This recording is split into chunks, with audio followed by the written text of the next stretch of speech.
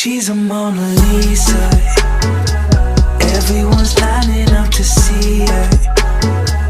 There must be something about her features.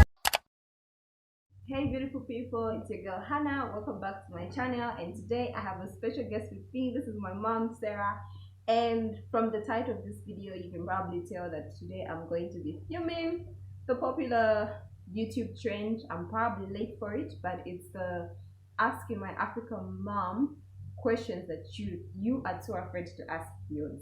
So yeah, today I'm going to be asking my mom those questions, and she's pretty not into filming this video, but anyway, I forced her into doing this. So yeah, give a thumbs up for her even participating in this video. So are you ready?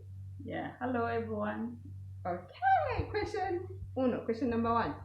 My first question is, for African parents or African moms, why is it that you never want your daughters to have a boyfriend but you still want them to get married? Answer. Wow, that's a nice one. Actually, I think that's our tradition. I wouldn't want my child to have a boyfriend, really, but I want her to get married. How she's going to find a man, I think that's something that's because as an African, having a boyfriend is something like being promiscuous.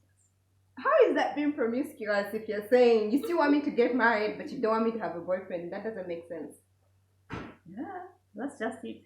If you want to date, you should bring that man home. But Date it's not him like in my house, not in the streets. so, like, what's wrong with me? Like, okay, so like, can I go out on the movie date with him, just the two of us, and whatnot? No. Why not? You need someone to accompany you. Why not? He doesn't trust men. How can you not trust men if I have? Don't you think you've raised me well enough to actually date a guy and put set boundaries? Yeah, I know I've done that, but I just feel it's just not right. Anyway, second question, guys. Let's move on. So, question number two: why is it that most of the times African parents, when a child has done something wrong, you're going to continue talking about the thing they've done the whole entire day, over and over, Even and the over whole year. again? Exactly. My mom is even the whole year. She'll always remind you. Why can we not move on? Go on. I don't think I can answer that one. Why? Because it just stays in your mind. You just have to remind that person that you've done something wrong. You should work on that. Remember that time you did that? Well, I think African parents have a lot of trauma issues they have to work on. Okay, this goes back to the dating question. You emphasize, okay, what do you think is the right age for a child to start dating? A girl child. Uh-huh. Maybe around 25, somewhere there. And then when do you expect them to get married? Even then, I don't mind. So you expect me to date a guy and then immediately find someone to marry during the same... Yeah, at least dating period shouldn't be more than a year. Why do you need all that time? What do you want to know about that person? Don't you think I'm going to end up with someone that I don't really know? Because there's that thing called the honeymoon stage. No, I've been with your dad for 27 years, my dear. I only knew him for 3 months before I married him. Mom, you got married to him in the 90s. This is like what? The 21st century. She's talking to me. I've been with your dad for what, 3 months. I guess he knew what he wanted, but the boundaries or whatever it was then, dating then is far much different than dating now. You can say so, but I don't think so. There's nothing different. It's just that you want to make it different. So like you went on dates and stuff? At his parents' house, yes. In my house, yes. Okay, so if I would go with him anywhere else, at least one of my sisters would go with me. Oh, okay, interesting. So like when you were dating him before you got married, did you like shake a kiss and whatnot? No. Why not? It's just not it. What's wrong with kissing him? That's taboo in African tradition. Kissing someone before you are married to that person, that's just going too far. Okay, don't you think times have changed from then and now? No, times haven't changed. Okay, my mom is staying with the no if you haven't noticed, but yeah, it is what it is, guys. It hasn't changed. It's just that you guys want to make it change. If it's wrong, it's wrong. Wait for the right time. Okay, what about if I came one day and I told you, Mom, I'm moving out. Can I move out before I get married? No. As a Why girl not? child, no. Why not? I think it's a concept we have been brought up with as Africans. A girl child cannot stay on their own, it cannot marry. Okay, why? I'm asking, what's your reasoning as to why a girl child cannot stay on her own when she's not married? I think it's because we always feel that maybe other people are going to look at that person as being Promiscuous? yes. Maybe the reason that why that person moved out of the house is because she wants to start dating or bringing guys in the house. Though I can trust you, but what about everyone else? Okay, so I think we have established, ladies and gentlemen, that African parents have trust issues, especially when it comes to their children. Regardless of how well you have raised your children, you still have trust issues and say, maybe, there's always that maybe ringing in your mind. Not really. Okay, another question in regards to that. But why is it okay for a male child to move out and live on his own? I think it's because we've always been taught that boys will be boys. We let them live their lives because they are the providers of the families and know that no, they should have more freedom.